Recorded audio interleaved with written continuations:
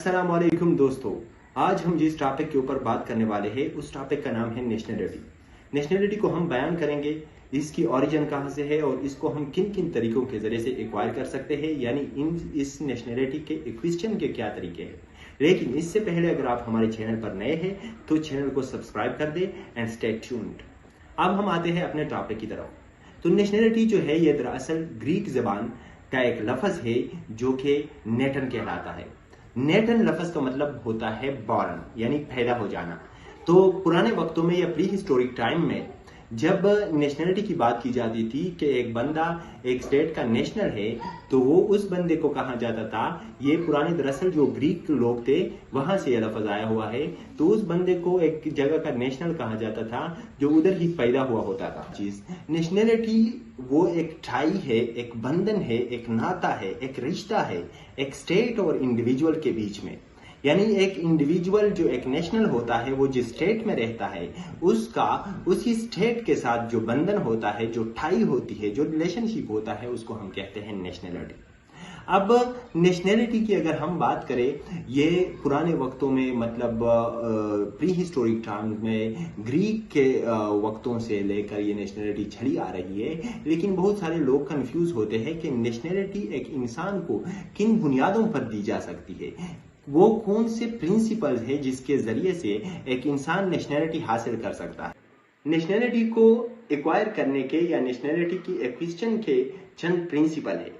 वो कुछ प्रिंसिपल हम इस वीडियो में बताएंगे, लेकिन नेशनलिटी से डिप्रीवेशन किस तरह होती है वो हम फिर इंशाल्लाह नेक्स्ट वीडियो में बयान करेंगे। इस वीडियो में आप देखें, सबसे पहला प्रिंसिपल जो है नेशनलिटी को हासिल करने का या नेशनलिटी के एक्विजिशन का, वो है जस सोली प्रिंसिपल।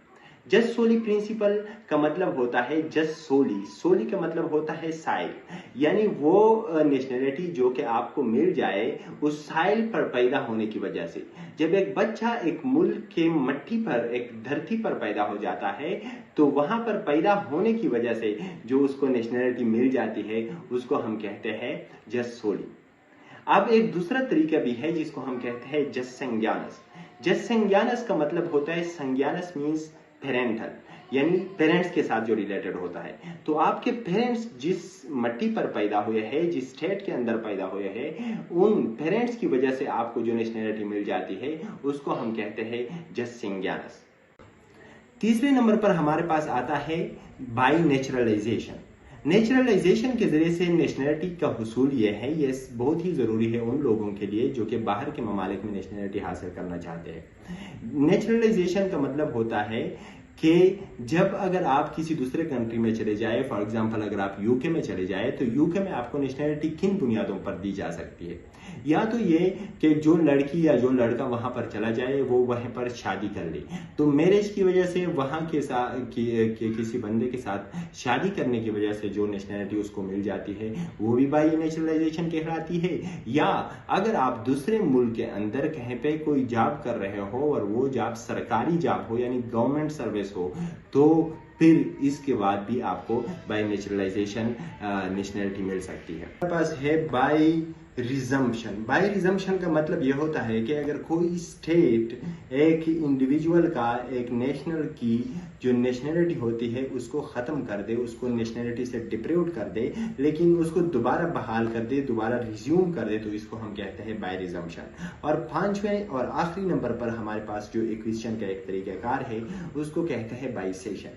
बाइसेशन का मतलब यह होता है कि अगर कोई एक स्टेट मुकम्मल तौर पर दूसरे स्टेट के अंदर जम हो जाए, तो इस बुनियाद पर जो पहले यानी जो जमशुदा स्टेट है उसके जितने भी नेशनल्स है वो खुद ब खुद नेचुरली इंटरनेशनल लॉ के मुताबिक उस दूसरे नए स्टेट के नेशनल्स बन जाएंगे।